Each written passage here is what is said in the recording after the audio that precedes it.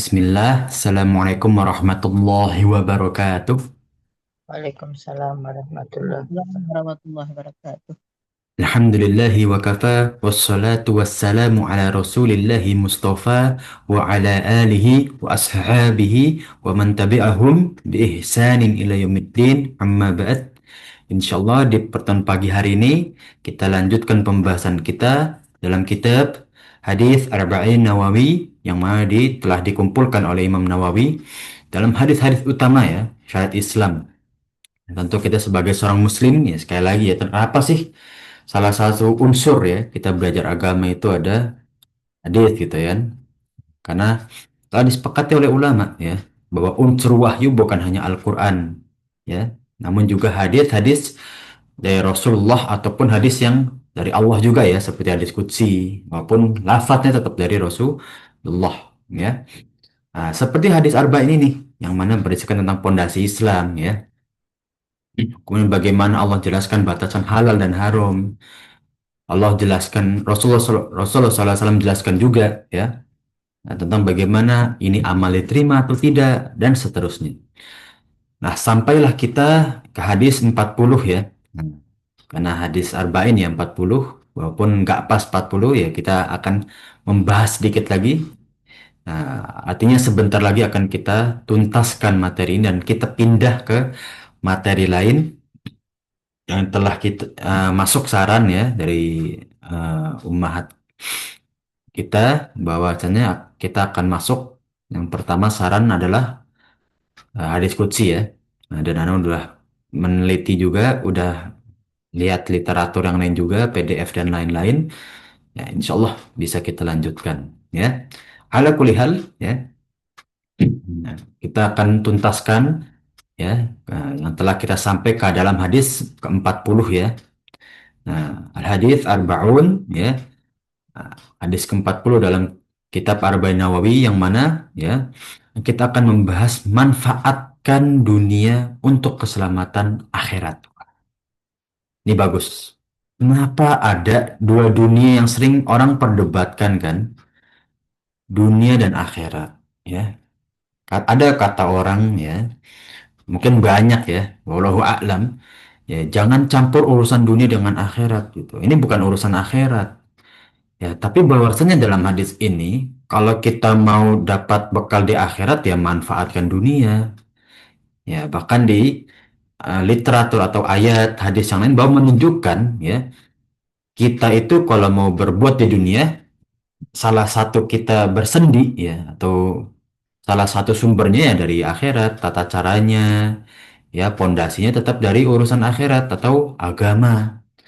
Nah, maka dalam hadis ini ya riwayat dari sahabat An Ibni Umar radhiyallahu anhuma ya dari sahabat Ibnu Umar semoga Allah meridhai keduanya qala ya ia berkata akhraja Rasulullah sallallahu alaihi wasallam ya Rasulullah SAW mengambil atau menaruh di mankibayya ya, jadi Rasulullah menepuk ya atau menaruh kedua telapak tangannya di pundaknya Ibnu Umar ya atau Abdullah bin Umar faqala ya kun fit dunya ka'annaka gharibun au abiri sabil.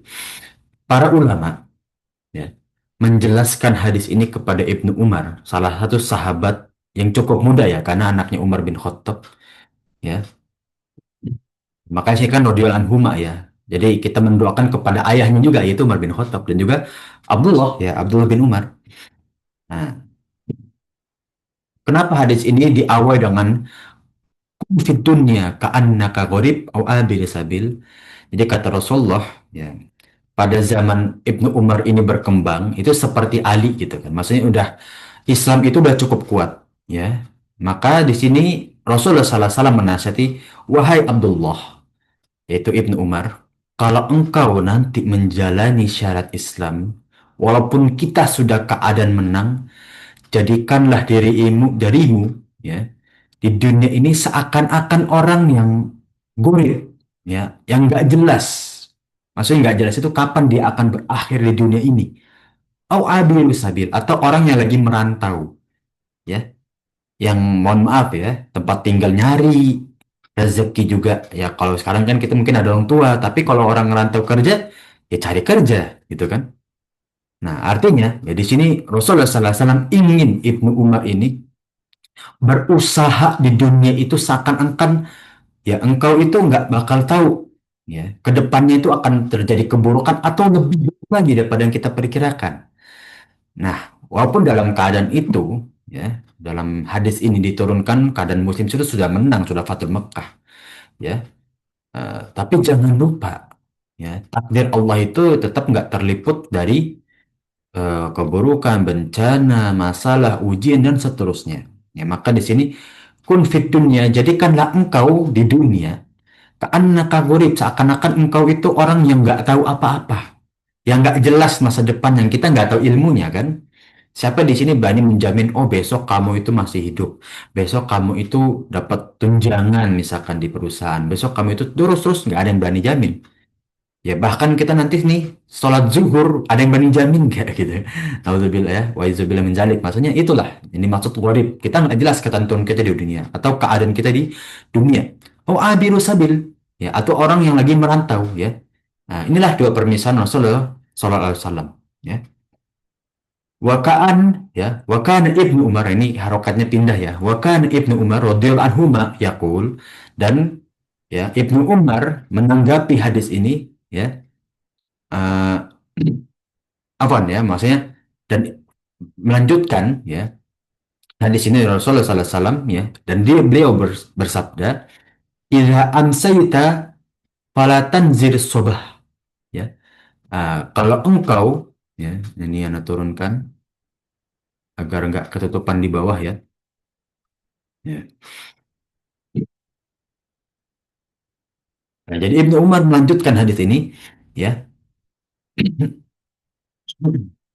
Idza amsayta ya, jika engkau itu berjalan ya di atas muka bumi ini ya, amsa yamsi ya, menjalankan, falatan zire sobah ya, tak intazoro yang taziru atau tanta ya, intazoro yang taziru benar ya, itu artinya menunggu ya, maka jangan tunggu sobah, jangan tunggu pagi. Maksudnya apa? Kalau ada perkara, tanggung jawab, selesaikan yang lebih utama ya. Ini sebagai contoh ya, misal ya, kalau ada hutang, piutang ya, seperti di surat Al-Baqarah ayat 182 ya, makanya itu kan syarat tentang hutang itu kan panjang. Ada hutang, kalau bisa bayar sekarang, sekarang. Kalau enggak kan nanti tanggung jawab ahli waris gitu kan. Kalau misalkan kita eh, ada tanggung jawab juga yang lain ya, memberikan ilmu atau menyampaikan sesuatu ya, jangan tunggu besok pagi gitu kan. Wa iza asbahta ya, amsai tadi afwan bukan jalan ya. Kalau engkau sedang di sore hari, jangan tunggu pagi untuk menyalurkan tanggung jawab tersebut ya. Nah, seperti tadi Anda jelaskan ya. Wa iza asbahta ya, kalau engkau sudah datang di pagi hari, ya, sudah bisa menunaikan kewajiban di pagi hari, falatanta ziris masa. Jangan engkau tunggu sampai sore hari, ya. Berarti tadi tanggung jawab segala macam, ya. Wa khudh min sihhatika limarodika, ya. Dan gunakanlah kesehatanmu untuk kita beribadah, beraktivitasnya. Di hadis lain kan disebutkan bahwa Rasulullah SAW telah menyebutkan ya, ada dua sifat yang lalai atau dua nikmat yang lalai pada umatku, yaitu waktu farok waseha ya. As-satu wal waktu farok, kebalik ya dalam hadisnya ya. Kesehatan juga waktu luang. Nah ini Rasulullah bahas lagi di hadis ini ya, bahwasannya gunakanlah kesehatanmu sebelum datang penyakitmu. Maksudnya syukuri ya, tunaikan kewajiban sebelum nanti engkau sakit, engkau nggak bisa menunaikan kewajiban tanggung jawab. Wa min hayatika limautika, lagi-lagi apa nih, waktu kehidupan kita ya, gunakanlah kehidupanmu, maksimalkanlah kehidupanmu sebelum nanti datang ajalmu ya. Makanya kan kita akan diperintahkan dalam hadis yang lain, kalau sholat itu maksimalkan seakan-akan ini sholat terakhir. Kenapa? Karena kita nggak tahu sholat subuh, zuhur masih sholat nggak, kan kita digunakan kehidupan kita semaksimal mungkin sebelum datang kematian. Pertanyaannya, sepinter-pinternya orang atau orang yang dianggap orang pinter ya kita dengar, ada nggak yang bisa memprediksi kematian? Nggak ada. Ya walaupun dokter ya menyatakan ya ini kira-kira lah 4 bulan lagi gitu. Kan kira-kira secara medis. Tapi ajal Allah medis apa goib gitu kan. Nah kita nggak ada yang tahu. Hak umur goibiyah kan nggak ada yang tahu. Ya. Maka itulah ya gunakanlah kesehatan kita sebelum sakitnya kita. Ya. Nah, dan gunakanlah waktu di dalam hidup kita sebelum nanti ajalnya menjemput kita. Nah inilah bagaimana ya kita menggunakan kesempatan kita di dunia ya itu semaksimal mungkin untuk dunia akhirat kita ya. Dan kita di dunia ya itu dimaksimalkan juga kondisinya ya. Jangan di dunia itu malah kita aduh hidup cuma sekali, enak-enakin aja ya. Jangan lupa kehidupan di dunia itu sebetulnya kerjanya kita untuk kita dapat gaji di akhirat nanti gitu kan. Ya jangan malah hidup sekali aja, masa ribet banget, masa capek-capean. Ya nanti kan kalau di dunianya kita maunya enak, di akhiratnya gimana? Kan gitu. Ya. Nah ini secara akal aja kita pasti menaluri kan. Kalau kita mau kerja, kalau kita mau gaji ya kerja, gitu kan? Nah masa orang mau nggak? Ya secara akal nggak bakal nalar gitu kan. Orang mau gaji besar tapi nggak kerja nggak bakal mungkin. Ya sama kayak kesehatan ya. Orang bilang nggak apa-apa lah. Misalkan saya makan gini gitu ya, saya gemuk tuh, misalkan ya, yang penting sehat. Ya nggak mungkin, ya gitu kan?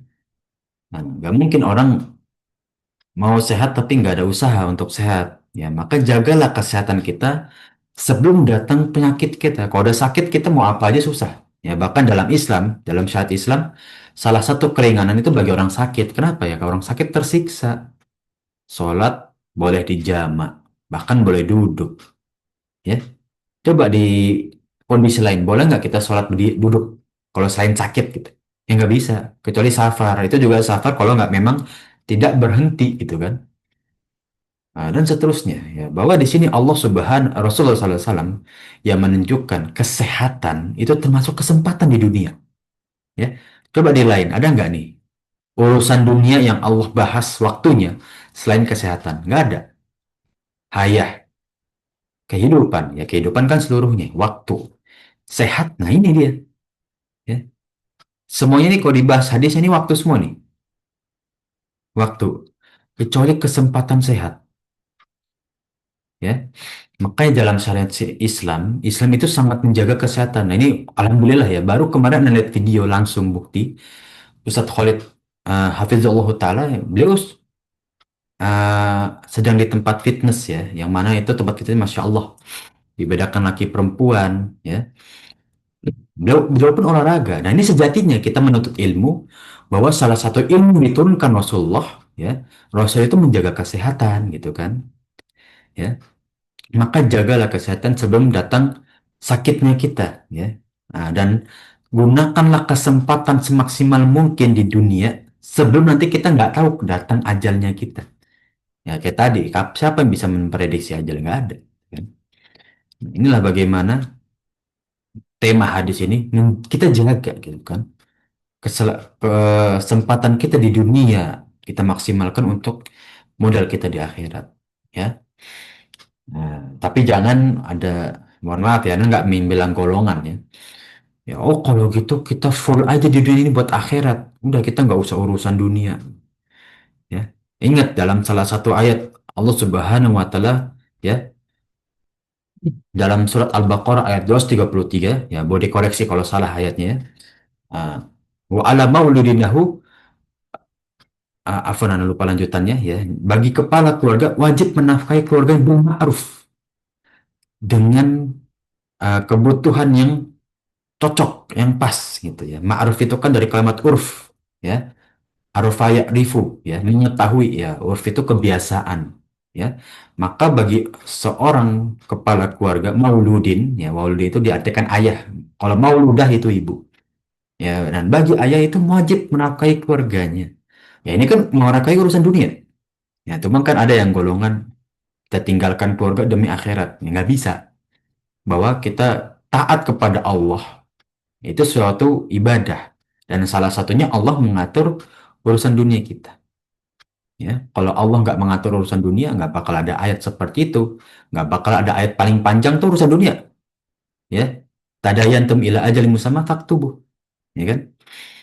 Nah, dan seterusnya. Inilah ya, kita bisa bahas nanti yang lebih panjang dalam unsur fikih. Ya, poin penting atau faedah utama dalam hadis ini hikmahnya, ya, hadis ini merupakan nilai dan manfaat yang sangat besar, mencakup bagaimana macam kebaikan dan nasihat. Ya, jadi nasihat nggak cuma tentang akhirat, dunia pun kita nasihati ya. Makanya ada konsultasi ekonomi syariah ya kayak Abang Ana. Ya, beliau Masya Allah kan mendalami dan ini kebutuhan dunia secara pandang kacamata ya. Ini kan urusan dunia. Lah kok kenapa kita kuliah agama urusan ngurusi dunia? Ya karena kita diperintahkan untuk mengatur kebijakan harta gitu kan. Kita harus bijak dalam memakai harta karena kan walatus alanya yobaidzan anin naim. Harta kan masuk nikmat. Ya, sebagai pijakan bagi seorang muslim yang tidak terlena dalam kehidupan dunia, ya. Karena seorang muslim tidak seharusnya menjadikan dunia tempat tinggal abadi. Berjembatan, ya. Nah, menjadikan dunia sebagai tempat persinggahan dan mempersiapkan bekal modal, ya, agar apa perjalanan kita menuju akhirat nanti tidak akan ada manfaat bagi harta anak kecuali yang akan datang dari hati yang selamat, ya. Nah, kalau kita mau memupuk bekal kita, kita pupuk modal kita ya, nanti kita akan tuaikan di akhirat, ya, yang mana anak harta istri itu nggak bermanfaat lagi kan. Lain faul mal wal banun, ya kan. Nah, kita masuk ke unsur mufradat dalam hadis ini. Ya, ini ada sekitar 17 unsur fikih yang Anda telah baca. Ya, nanti kalau nggak sempat, kita akan bagi dua ya. Atau kita persingkat kalau misalkan sempat. Ya, insya Allah. Ya, penjelasan atau mufradat dalam hadis ini, akhadha ya akhudhu itu mengambil. Ya. Nah, ini secara bahasa ya, jelas. Biman kibih, ya. Kedua pundak. Ya, al-munkib itu artinya antara tulang leher sampai bahu, ya. Pundak kalau bahasa kita kan. Nah, idza amsaita dan ketika kalian telah sampai ke sore hari, ya, yaitu ketika mulainya apa namanya? Kalau asar itu kan waktu bayangan dua kali lipat tingginya, artinya matahari udah condong atau hampir 45 derajat. Nah, ketika nanti bayangan itu udah samar, jadi tingginya udah nggak jelas, nah itu mulai udah masak, mulai sore. Jadi beberapa ulama tuh menganggap bahwa asar itu sebenarnya bukan waktu sore, ya, itu menuju sore. Wallahu a'lam bishawab. Ini orang mungkin yang belajar geografi lebih mengerti ya. Wa idza asbaqta ya dan ketika masuknya pagi yaitu pada fajar pertama ya, mulainya turunnya apa bulan dan mulainya naiknya matahari walaupun belum muncul cahaya. Kita masuk konsep fikih dalam hadis ini. Rasulullah SAW ada merobbi. Nah, dalam ilmu pendidikan ada tiga. Ada ta'lim, tarbiyah, ada takdib. Ya, Rasulullah SAW itu dalam bahasa Indonesia, ta'lim itu menyampaikan ilmu, mengajak apa, memberitahukan ilmu lah. Kita nggak bilang mengajarkan atau mengajarkan ilmu ya. Tarbiyah itu mendidik, ya, apa namanya mengayomi. Takdib itu mencontohkan, ya. Nah, jadi Rasulullah itu merobbi, ya, pengajar yang mendidik, ya. Dan Rasulullah nggak bisa menyontohkan semua fikih kontemporer kan, tapi Rasulullah menyontohkan semua yang Rasulullah SAW sebagai sunnah. Makanya ibadah-ibadah yang Rasulullah sering lakukan, walaupun beliau nggak ucapkan, itu sunnah Rasulullah. Ya, karena itu bentuknya ibadah. Kedua, Rasulullah melakukan seperti itu. Ya, seperti zikir setelah sholat, ya kan? Nah, kalau zikir pagi petang itu ada hadisnya masing-masing, ya. Jadi nggak hanya para sahabat melihat, ya. Cara takbir ya itu kan diriwayatkan oleh Amr bin As jadi Rasulullah itu takbir pernah dua sisi ya tapi Rasulullah nggak bilang kamu boleh gini nggak Rasulullah contohkan nah inilah bagaimana Rasul itu merabbi pendidik ya kalau kita sebagai seorang guru ya kita praktekkan kepada anak murid dia sebagai murabbi berarti setelah keluar kelas nggak dibiarkan ini banyak yang zaman sekarang lagi viral ya ketika seorang murid merokok malah dikecam. Ya, guru itu kan pendidik, ya. Dan salah satu pendidik itu moral, ya. Kita nggak bisa lepaskan seluruh ilmu pasti butuh moral. Kalau enggak, ya pernah sampaikan kan dalam ilmu fisika kalau orang nggak punya moral, semua tempat diledakin aja sebagai tempat uji coba gitu kan. Atau geografis ya, kalau orang nggak punya moral ya bayar orang suruh keluar angkasa meninggal ya udah biarin, nggak ada moralnya gitu kan. Semua pendidikan butuh moral, ya. Bahkan ya bisa bilang Rasul itu pakar pendidikan, cara mendidik yang baik. Bagaimana Rasul bukan pendidik yang baik? Rasul dari awal itu lemah lembut, mengayomi, ya. Bukan kamu salah dibentak, ya. Dalam Baitul Arqam ya, Rasul pertama kali mengajarkan kepada sahabat, ya. Nah, inilah bagaimana Rasulullah mendidik para sahabat itu dengan baik, ya. Ah, kan dalam mendidik sahabat, beliau itu tidak memakai berbagai sistem dan metode yang dipakai praktis pendidikan dewasa yang ini, ya. Dia nggak ngikutin cara-cara yang uh, modern zaman sekarang atau misalkan ya mereka menganggap modern, ya. Tapi inilah kalau kita ikutin cara Rasulullah lebih efisien sebetulnya, ya, lebih praktis, ya, dan lebih efektif, ya. Beliau memakan momen atau mempraktekkan ya momen-momen yang ada, ilustrasi dicontohkan atau kita seperti dalam Al-Baqarah, daraballahu mathalan kalimatan thayyibatan ya. Itu ada kan atau ah, daraballahu mathalan kaba'udatan ya. Itu ada ya. Jadi diberi permisalan atau contoh ya, mengajarkan sesuai kebutuhan, tidak gulu berlebihan. Ya, dengan bahasa yang kalau orang-orang tafsir itu ada yang mengkelompokkan adabi ya. Jadi bahasanya indah namun mudah dicerna gitu ya. Nggak cuma indah tapi orang nggak paham gitu ya. Justru ya kalau kita belajar balaghah sejatinya ya. Kalau kita korelasikan dengan ilmu tafsir itu sebetulnya mempermudah pemahaman ya. Karena dalam ilmu balaghah itu bukan berarti sulit ya atau mungkin yang kita belum belajar bahasa Arab oh ini sulit gitu kan. Tapi kalau kita belajar kita lihat balaghah oh ternyata maksudnya ini contohnya seperti ini gitu kan. Karena nggak terlalu banyak novel syair, tapi itu yang dicontohkan dalam Balaghah, ya. Nah, kita sedikit singkat ya, karena pembahasannya banyak 17 unsur fikih. Ya, dunia akan sirna dan akhirat akan kegelapan. Ini jelas, ya. Ya, siapa yang bilang dunia ini abadi, kecuali orang yang mempercayai reinkarnasi gitu ya. Bahkan Anda lihat ada seorang Muslim, ya, walaupun Muslimnya KTP ya, ya dia percaya reinkarnasi gitu. Dari mana gitu? Bahkan ada yang Naudzubillah min zalik ya, ini lihat di media sosial gitu. Setiap awal tahun ada pengusiran jin di rumah, ya. Dan pengusiran jinnya bukan kayak Islam gitu ya, bacain Quran enggak.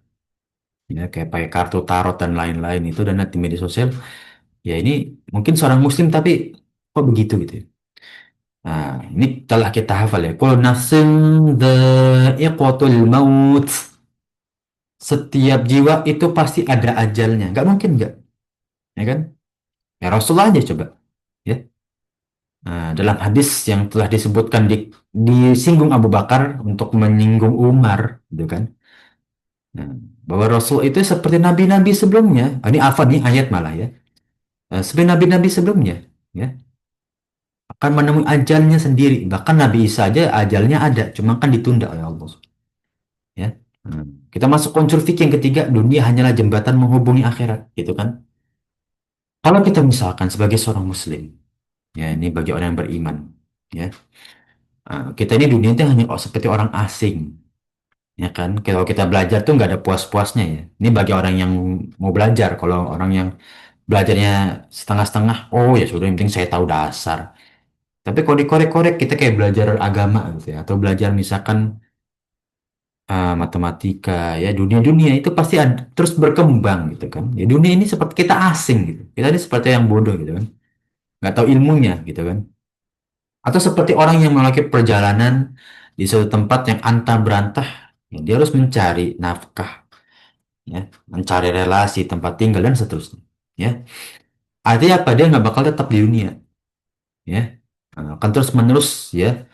Kita ini akan terus berusaha ya. Apalagi kalau misalkan orang ini udah terlena terhadap kemewahan, sibuk terhadap dunia, ya. Dia nggak sadar bahwa nanti dia akan kembali ke tempat asalnya dari perjalanan yang panjang, ya singkat ini bahkan dunia. Ya, kenapa singkat? Karena akhir itu kekal. Di dunia ini kan kita fana, ya. Sepanjang apapun umur kita, seakan-akan nanti ini singkat aja. Pasti akan kembali kok. Walaupun seperti Nabi Nuh yang diriwayatkan, walau alam ini riwayatnya benar atau tidak ya. Beliau sekitar 950 tahun atau bilang 1000 tahun ya.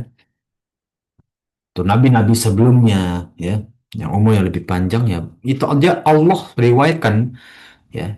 Manusia itu singkat gitu. Apalagi kita yang ibu umurnya 1/10 gitu ya. Dari Nabi Nuh, nabi-nabi awalin itu ya. Fama mata'ul hayatud dunya fil akhir illa qalila. Padahal kehidupan mata itu kenikmatan atau perhiasan di dunia itu singkat dikit ya dibandingkan akhirat ya. Dikit doang ya. Apa yang kita banggakan di dunia gitu kan ya. Nah, inilah sebagai kita beriman. Jadi kita eh, bukan berarti dengan ayat-ayat tadi yang kita bahas ya, itu berarti bahwa dunia itu nggak perlu kita pikirkan, enggak. Ya, di ayat yang lain, yang mungkin di sini tidak disinggung ya, di ayat yang lain ya, tetap Allah itu mengatur urusan dunia gitu kan, kayak tadi Anda sebutkan. Bahwa kita harus menyeimbangkan, tetap kita cukupi urusan dunia, tapi kita fokus dengan urusan dunia itu untuk memupuk akhirat.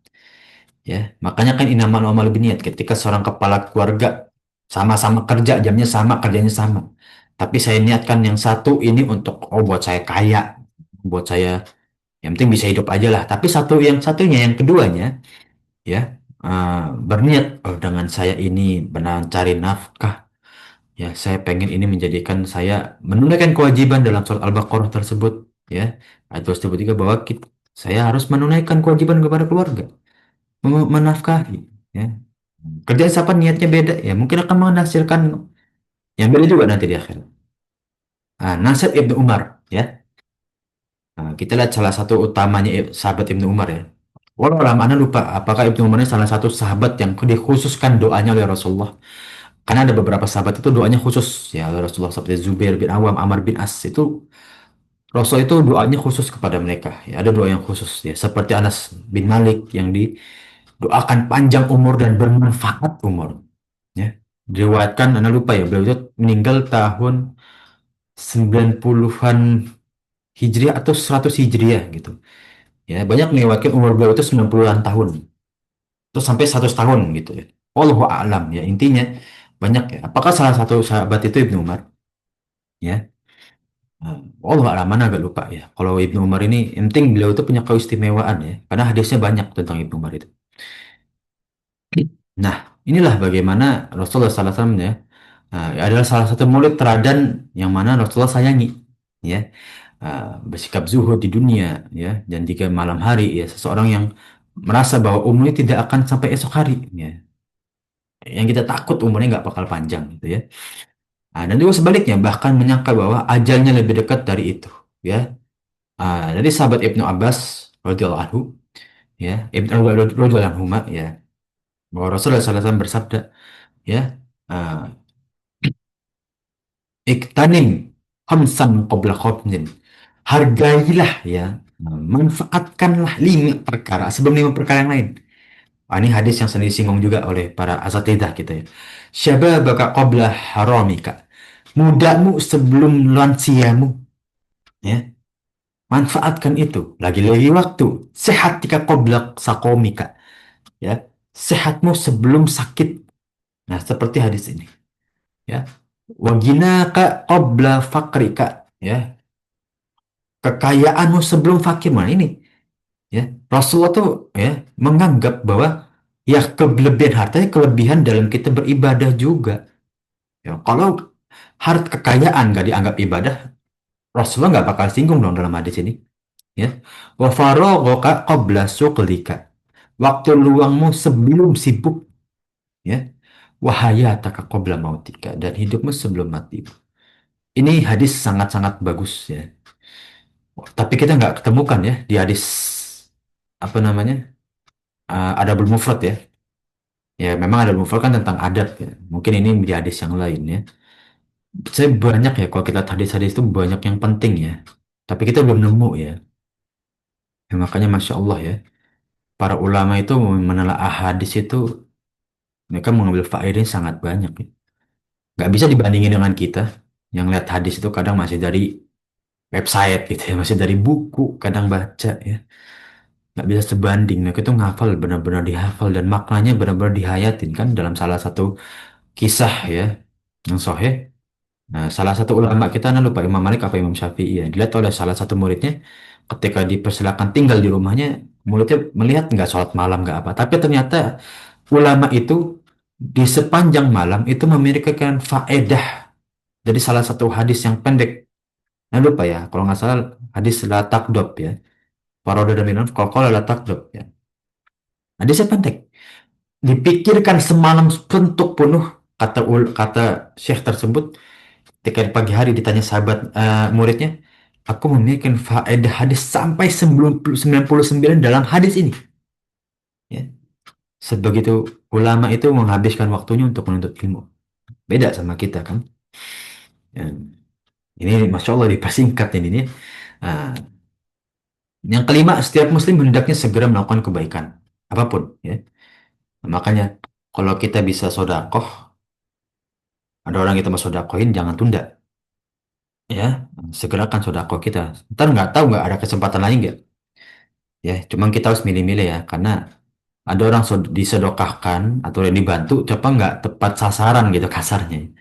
Ini orang mau kita bantu, tapi di sini nggak mau berubah. Ngapain kita bantu orang yang nggak mau berubah? Ya, apa ya kayak nggak bermanfaat ya kan? Karena kita kan pengennya sedekah kita manfaat dan jariah. Kalau kita bantu orang nggak ada manfaatnya buat apa gitu? Nggak bakal jariah kan?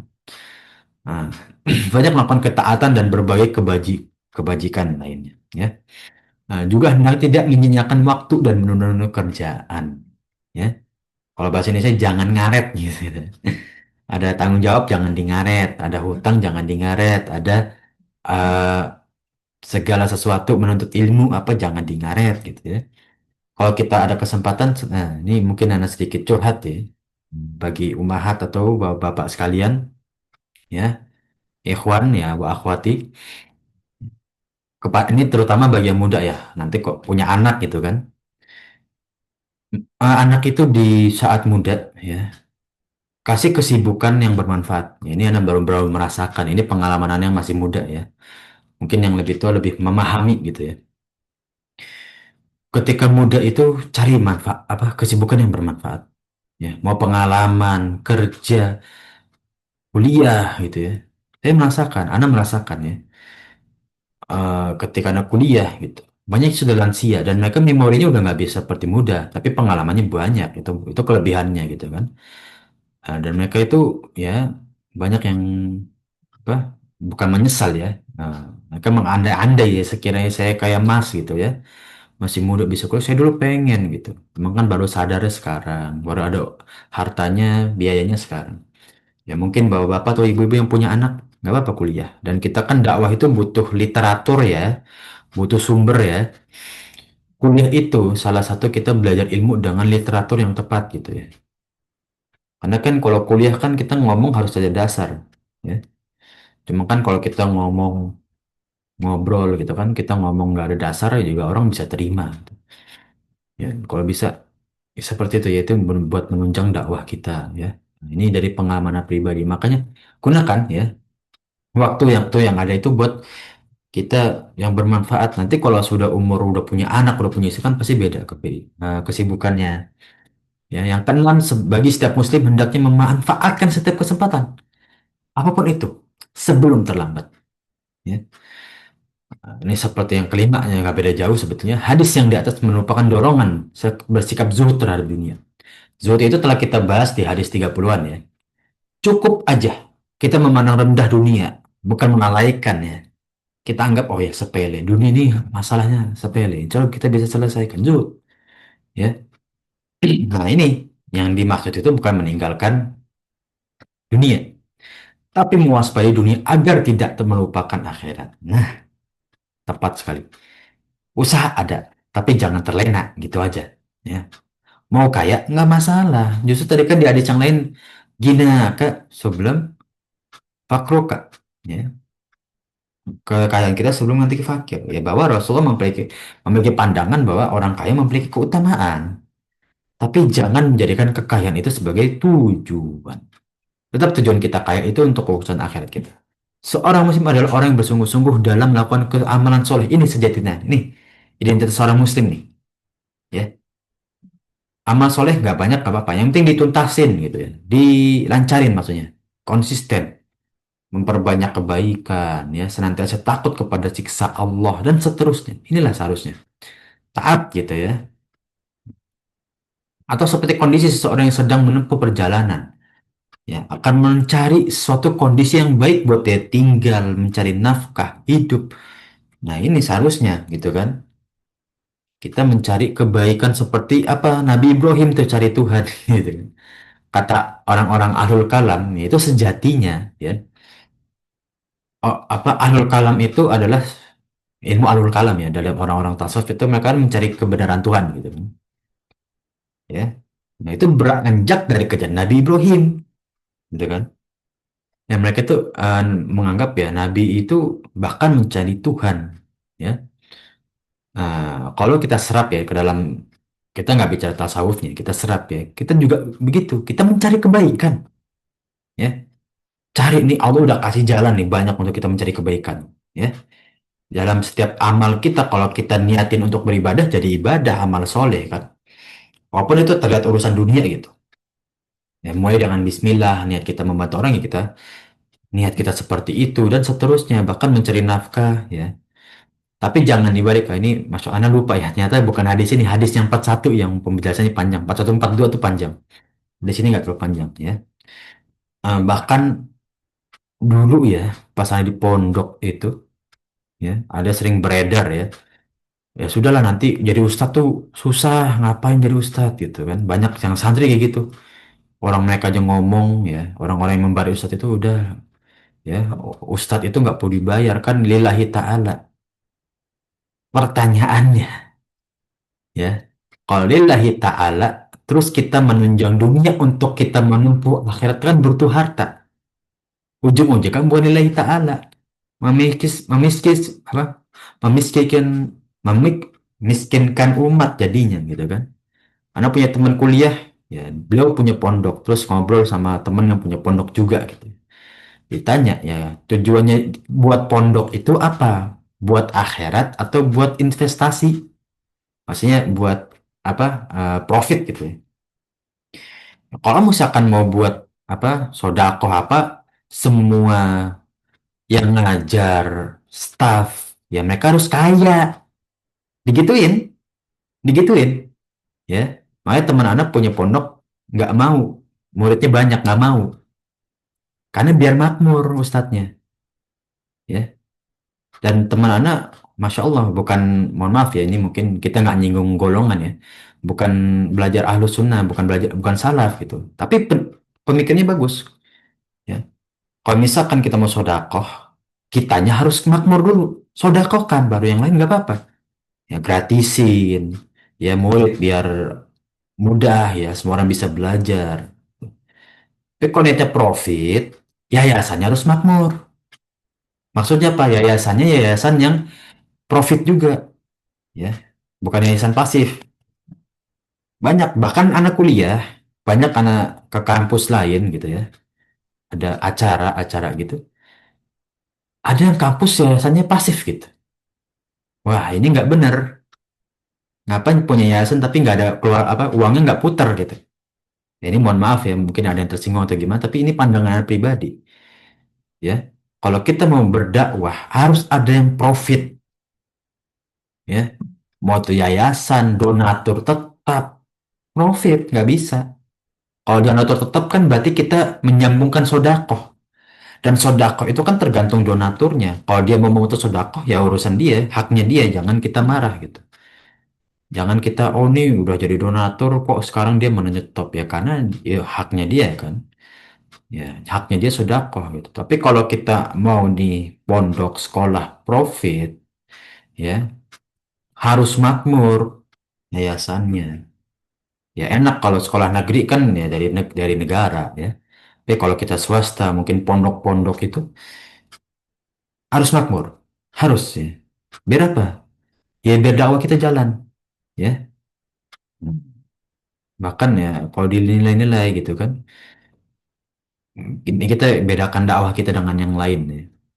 Mereka tuh bayar kajian itu bahkan di masjid-masjid itu dimakmurkan ustadz-ustadz mereka ya, dimakmurkan. Sekarang kita kalau misalkan berdalih ya, wah ustadz kalau di pondok itu nggak perlu dibayar, asli nggak perlu digaji loh. Kan mereka dakwah nggak perlu ilmu. Rasul aja berdakwah dengan uang loh. Kalau gitu Rasulullah ngapain ngurut apa memerintahkan Utsman untuk bersedekah ya? Makanya sangat-sangat miris ya kepada pondok-pondok yang bayar ustadznya itu di bawah standar gitu. Ustadz di pondok itu 24 jam kasarnya ya. Masa kalah sama guru SD, guru sekolah? Ini mungkin yang Anda nggak menyinggung siapapun ya. Atau lebih tepatnya Anda menyinggung seluruh pondok yang ada gitu ya. Mau pondok Salaf, NU, semua apa Muhammadiyah harus makmur, harus makmur. Nggak bisa nggak makmur. Kalau nggak makmur mending nggak usah bikin pondok deh. Kasihan ustadz yang dipaksa ngajar itu kasihan ya. Jadi itulah ya, sedikit curhat karena kita kan butuh berdakwah gitu ya. Dan itu ada pengambil pengalaman dari teman Anda juga. Bahkan Ustadz Anda ada yang buat pondok. Mohon maaf, Anda menilai nggak makmur pondoknya. Karena nggak profit, yayasannya pasif. Ustadznya digajinya, bukan Anda nggak bilang, Anda nggak menghina ya, cuma kasihan gitu. Ya, masa setengah UMR Jawa Tengah itu nggak kebayang gitu, udah punya anak lagi rata-rata yang ngajar. Jadi mohon ya, kerjasama lah dari para jamaah sekalian. Kita harus cerdas. Ya, jangan cuma ustadz yang dituntut cerdas. Jamaah juga harus cerdas. Ya, karena juga teman Anda bukan ustadz ya, Anda juga jamaah juga masih masih belajar. Tapi Anda belajar untuk coba kita cerdas lah sebagai jamaah. Gitu. Anak kita dan semua kan sebagai penuntut ilmu juga harus cerdas ya. Bagaimana menanggapi kebijakan pendidikan zaman sekarang gitu ya. Kebutuhan lebih tepat, kebutuhan. Ya. Nah, makanya berkaitan tentang waktu luang, kita mengurusi akhirat, ya kita kan salah satu dengan berdakwah, ya. Nah, itu ya walaupun nggak sedikit nggak nyambung ya dengan pembahasan ini, cuma ya karena anak tadi kesalahan kalkulasi waktu ya ternyata oh yang ini anak murojaah yang hadis sebelumnya yang panjang justru, ya. Ini yang kesembilan unsur fikih ya, afwan ya, tadi agak lama anak berbicara. Kita lanjut ke penjelasan hadis ya, waspada terhadap orang-orang yang berperilaku buruk. Ya, ini berkesinambungan dengan surat Al-Falaq. Qul a'udzu birabbil falaq. Katakanlah aku berlindung dari Tuhan yang menciptakan falak itu kan keburukan ya. Nah, min syarri ma khalaq. Dari keburukan hambanya ya. Bukan berarti Allah menakdirkan seperti orang-orang Qadariyah ya. Oh, berarti Allah tuh memang mentakdirkan hambanya yang buruk dan hambanya itu terpaksa untuk berbuat buruk enggak ya. Wa min syarri ghasikin idza waqab wa min syarri nafas sampai akhir surat gitu kan. Enggak ya. Kenapa enggak? Ya, bahwa Allah kan menciptakan takdir itu dua. Ya, walaupun ini dikelompokkan oleh para ulama. Jadi kalau mana saat hadisnya ada takdir kauniyah syariah? Enggak ada secara teks, enggak ada. Emang enggak ada. Tapi ulama kita mengelompokkan untuk mempermudah ya. Seperti ini sering banget ya. Dulu Anda lihat di media sosialnya SCDI waktu itu Anda jadi panitia. Ada yang menyinggung ya, ini dari pihak lain ya. Komen di media sosial. Sebetulnya ulama salaf juga bid'ah kok. Mana ada hadis, mana ada akid apa iman apa uluhiyah, rububiyah, asma wa sifat mana dalilnya? Nggak ada, memang nggak ada, ya. Tapi para ulama itu mengelompokkan, ya, tauhid uluhiyah, rububiyah itu dikelompokkan, ya, agar mempermudah kita untuk memahami, ya. Karena dalam ilmu filsafat, ya, ini bukan filsafat yang sesat ya, maksudnya semua ilmu kan satu sumbernya Allah. Kenapa dikelompokkan ada matematika, fisika, teknik ya agar kita mempermudah belajar. Ya, kita mau belajar yang mana nih? Oh, oke, kita bagi ini. Sama, kalau kita mau belajar akidah, kita harus tahu unsur-unsur yang paling utama tuh ini agar makanya dikelompokin. Ya, nah, ini nggak melenceng lagi ya, Afwan. Nah, mereka ini ibarat perampok yang senantiasa menghalangi langkah orang-orang yang menempuh jalan kebenaran. Ya, jadi orang zolim itu perampok ya, karena kan zolim itu lawannya apa? Kebenaran kan? Ya, zolim itu wado asyai fi ghairi makani atau min ghairi fi ghairi makani. Ya, dalam Tazkiyah Nufus yang Imam Nawawi juga ya. Zolim itu menaruh sesuatu bukan pada tempatnya. Nah, sama seperti mengambil harta bukan miliknya. Ya, itu kayak gitu. Zolim, ya. Makanya kezoliman itu kan luas ya. Orang maksiat tuh zolim kepada Allah, ya kan? Karena dia melanggar larangannya Allah yang seharusnya nggak boleh dilakukan, dia lakukan, ya. Nah, inilah ya. Maka kita harus menghalangi kezaliman tersebut ya, agar tidak sampai ke tempat eh, kezaliman, ya kan? Ya, seperti dua hadis yang sebelumnya kita bahas ya. Kita udah niat buruk tapi kita taat kepada Allah. Ya, kita tahan keburukan itu demi Allah, dapat satu kebaikan. Nah, unsur fikih yang ke-10, perbuatan yang bersifat duniawi wajib dilakukan. Wajib. Ya, itu lihat tuh, wajib. Kalau nggak ada ayat urusan An-Nisa ayat 11 tuh, urusan waris nggak ada. Nggak ada seperti ayat pengharaman Al-Imran ya, pengharaman daging babi itu ya, pengharaman khomer ya, Anda lupa ya, antara Al-Imran, nanti bisa dikoleksi ya oleh para jemaah, karena Anda bukan muhafid ya, Anda bukan penghafal Al-Quran juga, afwan. Eh, Bersifat dunia itu tetap kita lakukan, ya. Kalau nggak ada ayat-ayat Allah tuh ngurusin dunia, ya. Jika dalam rangka mencukupi kebutuhan jiwa rohani kita, ya, dan untuk mendapatkan manfaat, berbagai manfaat, ya, bagi seorang muslim semua itu akan dijadikan jembatan menuju akhirat. Nah, ini bagus nih yang ke-10 nih, ya. Kalau itu kebutuhan kita, jiwa, ya, kita kan butuh rohani, butuh pemikiran, butuh kesehatan. Ini semua, tiga-tiga ini untuk mendapatkan manfaat, ya. Apapun manfaatnya, ya, bagi seorang muslim, maka itu menjadikan jembatan menuju akhirat. Jadi di dunia, ya, dalam penjelasan tafsir ini, tafsir hadis ini, bahwasannya segala di dunia yang bermanfaat untuk jembatan kita ke akhirat itu perbuatan yang diperintahkan oleh Allah. Apa bukan diperintahkan, maksudnya ada ayatnya pasti gitu, enggak. Maksud inilah yang maksudnya saat Islam itu menunjang juga, ya. Nah, itulah makanya kita nggak bisa memandang rendah ya urusan dunia. Bayangkan kalau misalkan semuanya, mohon maaf ya, seperti ya golongan yang nggak meninggalkan istri dan anak terus hanya ke masjid-masjid saja. Terus gimana dakwah kita? Padahal masjid ini dibangun pakai uang, gitu kan? Terus nggak ada orang nyari uang? Nggak mungkin. Contohnya pada zaman Rasulullah. Kalau nggak ada Utsman bin Affan, nggak ada tuh Khandaq. Perang Khandaq itu nggak bakal berhasil. Qadarullah wa masyafa'al. Perang Khandaq nggak bakal berhasil. Orang parit juga butuh apa namanya barang-barang atau peralatan untuk menggali. Yang beli siapa? Utsman.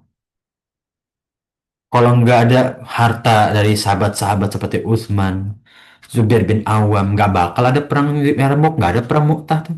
Nggak bakal ada. Nggak bakal menang kita juga. Ya kan? Nah, nah itulah ya. Qadarullah wa masyafa'al ya. Sekali lagi takdir Allah ya. Tapi itulah ya. Bagaimana kita melihat dunia itu penting. Siapa yang bilang nggak penting? Ya. Tetap Islam memandang penting dunia gitu. Tapi jangan jadikan tujuan itu aja. Ya. Cukup di titik situ. Ya. Untuk fikih yang ke-11 dalam hadis ini mendorong kita untuk bersikap proporsional. Ya. Nah, antar dunia dan akhirat. Kita harus bisa membagi porsi dunia sekian, akhirat sekian. Oke, prakteknya dunia, niatnya akhirat. Oke, dalam masalah ini kita perlu full akhirat, ibadah akhirat gitu ya, sholat gitu, ibadah akhirat. Tapi kan kalau sholat butuh kesehatan. Kesehatan urusan mana? Dunia.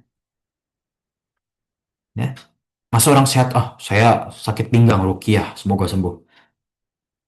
Mohon maaf ya, para asatidzah Tibun Nabawi pun juga nggak bakal bilang full kayak gitu kan. Butuh jaga makan, pola hidup, istirahat, suplemen, atau yang lain-lain gitu kan. Proporsional lah dalam kita berpikir, ya. Jangan tertutup dengan satu ayat dan ayat yang lain, ya. Kajian syariat, ya ini dalam anak kan belajarnya waktu itu jurusannya syariah. Padahal ilmu syariah, output dulu, output itu apa? Kasus dulu. Satu kasus nanti dicari dalilnya macam-macam, gak cuma satu dalil eksklusif, nggak ada kayak gitu. Islam tafsir yang benar secara usul fikih dan ulumul Quran, kasus cari dalilnya banyak, nggak boleh satu. Kalau cari satu doang, ya, ah, la hukma illa lillah, nggak ada hukum selain Allah. Oke, berarti yang berhukum selain Allah kafir. Nah itu tuh contohnya Khawarij, ya. Tapi kalau lihat di hadis yang lain, Rasulullah tuh menunda rojam, ya, seorang perempuan, ya, yang berzina ditunda sampai anaknya tumbuh bahkan. Lah katanya harus berhukum selain Allah. Hukum Allah kan nggak ditunda. Kenapa nggak pas hamil aja dirajam? Lihat, ya, inilah kepentingan kodi dan hakim dan yang lain-lain. Seperti yang hadis kisah lansia ingin mencium istri ketika puasa dan anak yang masih atau yang baru menikah ingin mencium istri ketika puasa, dibedakan hukumnya. Lah kok bisa berhukumnya beda lah? Rasulullah masa zolim? Nah itu, ya. Pentingnya kita memakai kasus itu bukan sama satu dalil, ya. Ini kerjasama juga bagi kita ya para jamaah. Jadi menyerap ilmu itu jangan cuma satu dalil. Kalau kasusnya masalah sesuatu yang kontemporer, apalagi kontemporer ya, nggak boleh merujuk hanya pada satu dalil. Ini mutlak, mutlak. Kecuali hukum. Jadi dalam usul fikih itu ada eh, hukum taklifi sama hukum wad'i. Hukum taklif itu yang wajib, sunnah. Wah, itu jelas kayak pengharaman. Itu boleh satu dalil. Ya, bahkan beberapa syarat hukum taklifi aja nggak satu dalil loh. Ya. Kemudian ada hukum wad'i. Wad'i itu sah, tidak sah. Kemudian apalagi selain itu rukun, syarat itu hukum wad'i. Nah itu nggak boleh mutlak satu dalil, nggak bakal mungkin. Ya, coba kita ambil sholat aja deh. Ya, idza kuntum ila sholati faghsilu wujuhakum wa aydiyakum ilal mirfaq wamsahu bi ru'usikum wa arjulakum ila ka'bain. Oh, berarti wudhu itu cuma empat itu, selainnya yang ada wudhu itu gerakannya bid'ah. Kayak gitu nggak?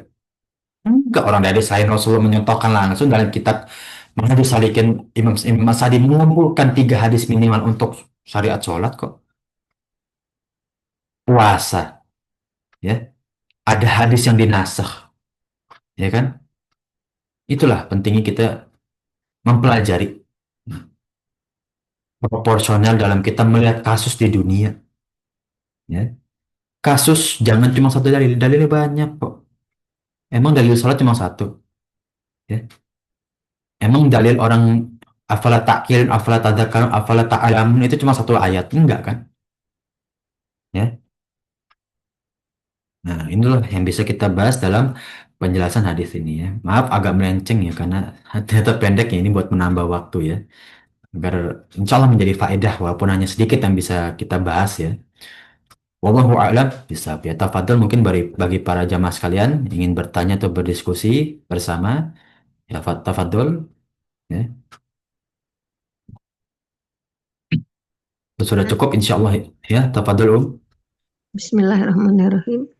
ya. Assalamualaikum warahmatullahi wabarakatuh.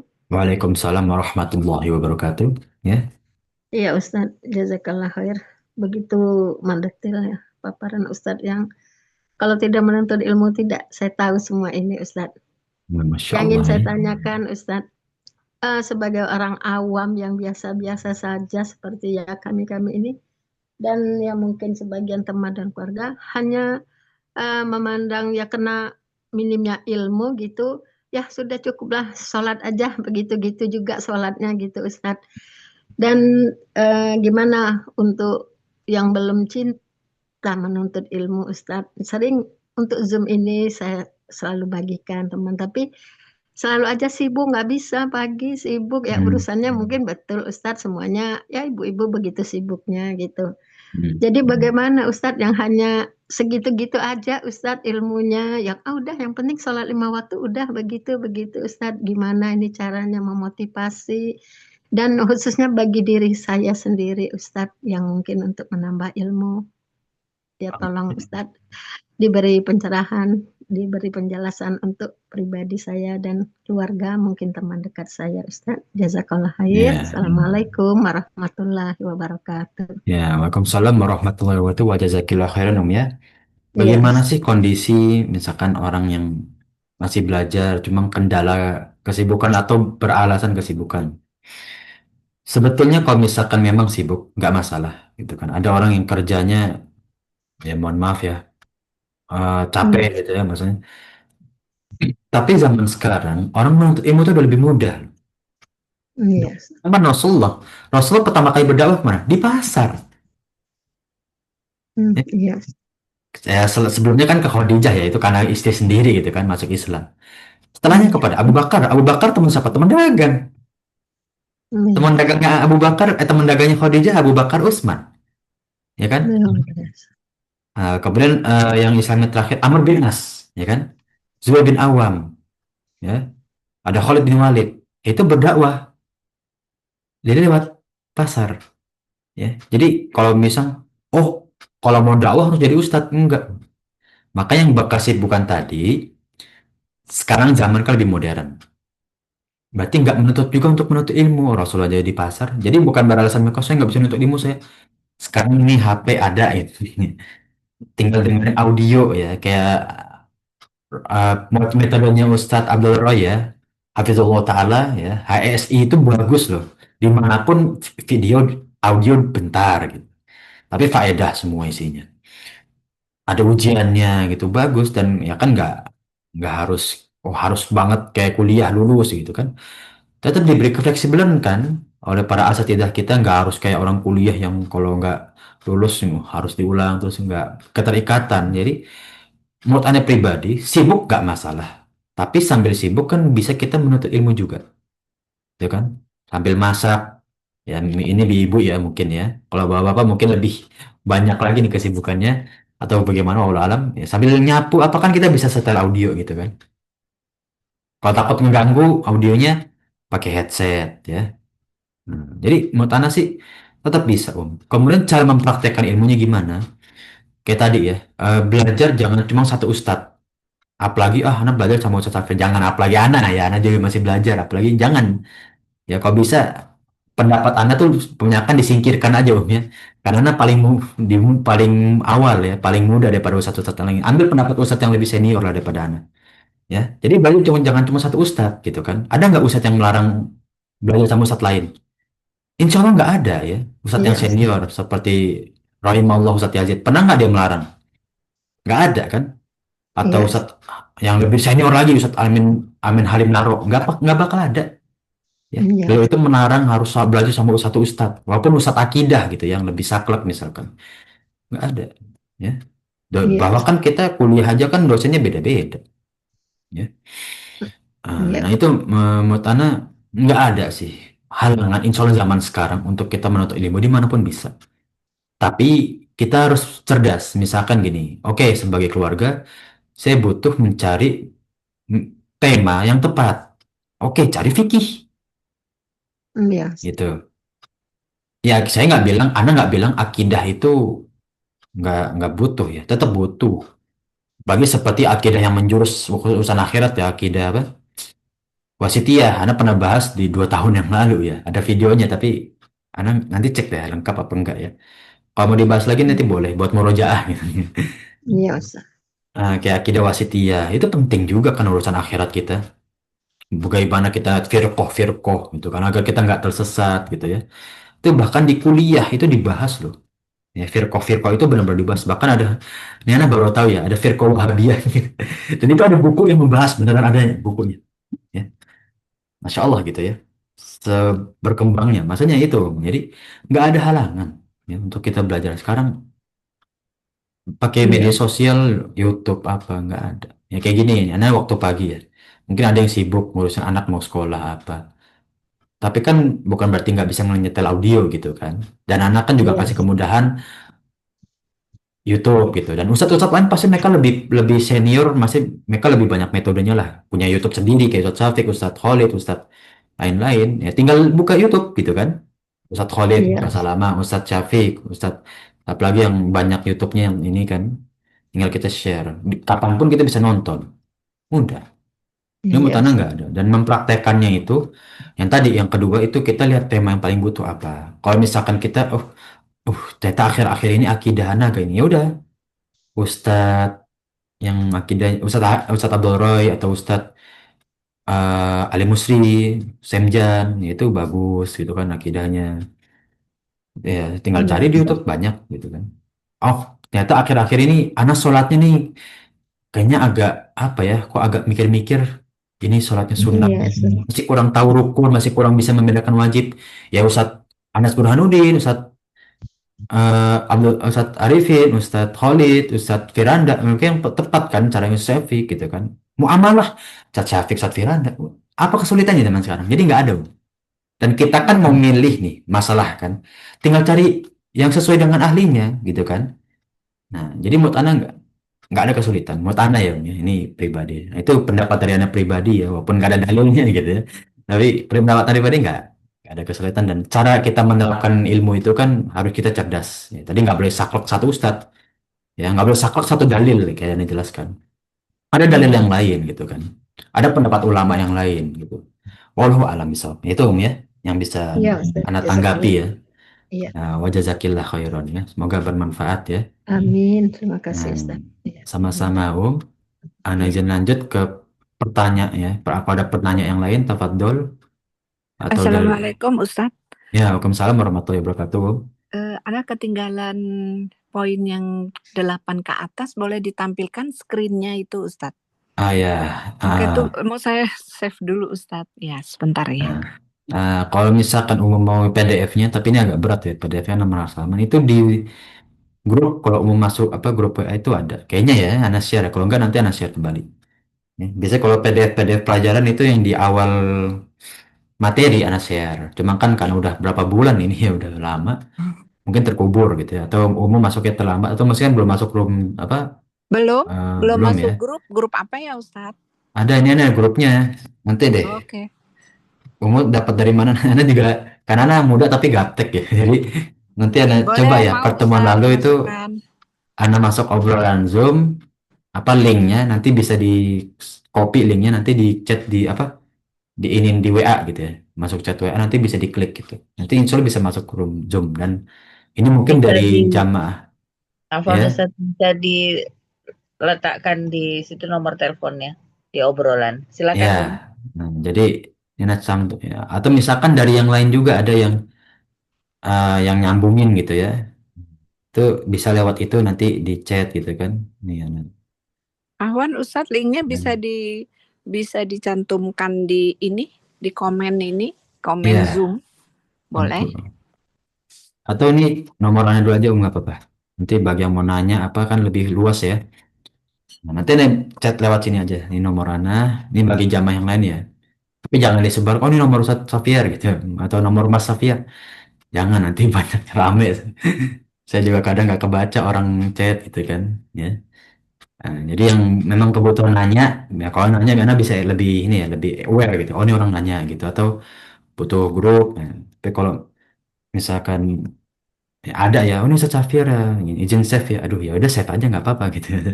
Tapi jangan apa nambah-nambahin ini chat gitu ya. Karena banyak kadang ada yang kesebar, karena ada nomoran yang kesebar, Anda nggak tahu kenapa kok bisa kesebar ke orang yang Anda nggak tahu gitu kadang atau Anda belum kenal gitu. Tapi nggak apa, kalau misalkan butuh nanya, nih ada kontaknya Xavier coba tanya. Insya Allah gitu Om ya. Oh ya Ustaz. Ustaz, maaf ya, itu yang nomor 4 ke atas belum. Kemudian Ah hadisnya ya, apa ya? Oke, ah ya, saya ya, saya ini dulu, save dulu ya. 4 Kalau mau surat. nanti itu aja Om di grup itu. Nanti Ana share apa? PDF. Belum masuk grup, Ustadz. Saya nggak tahu Iya. grupnya ya. Nah, nanti itu chat Ana Om, ada nomornya. Oh Nanti kan gitu. Umu Ya di ya. chat Zoom ini, nanti Umu save nomornya. Setelah di save, nanti Umu chat Ana, nanti Ana masukin grup insya Allah. Karena grup kita alhamdulillah bebas ya. Maksudnya siapa aja boleh masuk gitu. Asal nggak mau buat kericuhan. Mau kericuhan ya tentu nggak baik ya, nggak kondusif gitu ya. Nah ini Om ya, mungkin Ana scroll ke atas, definisi gitu. Memang bagusnya kita tadi ya, mungkin Ana share kembali di grup insya Allah. Biar lebih lengkap gitu ya. Hmm. Hadisnya mungkin lebih atas lagi ya.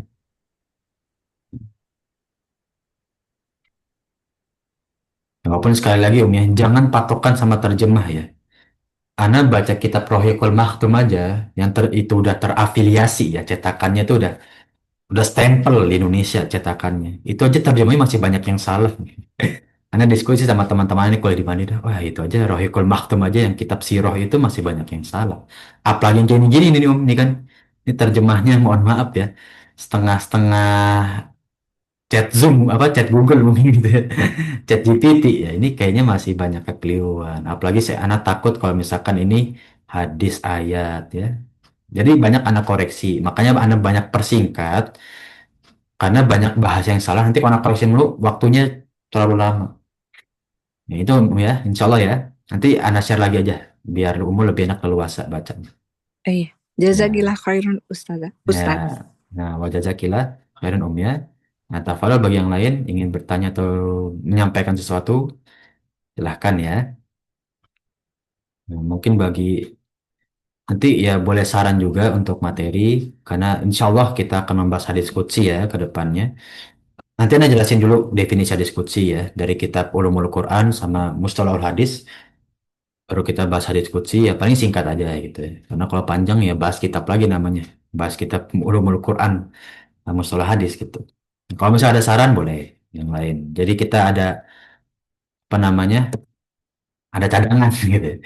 Karena waktu itu anak pengen ada dawa-dawa, kalau dulu udah banyak pada zaman sekarang yang ulama, apa ustadz-ustadz kita banyak dawa-dawa, apa kedua mereka kan lebih berilmu daripada anak, jadi takutnya ummuhat bosen, para jamaah bosen, kita lanjut yang lain gitu ya.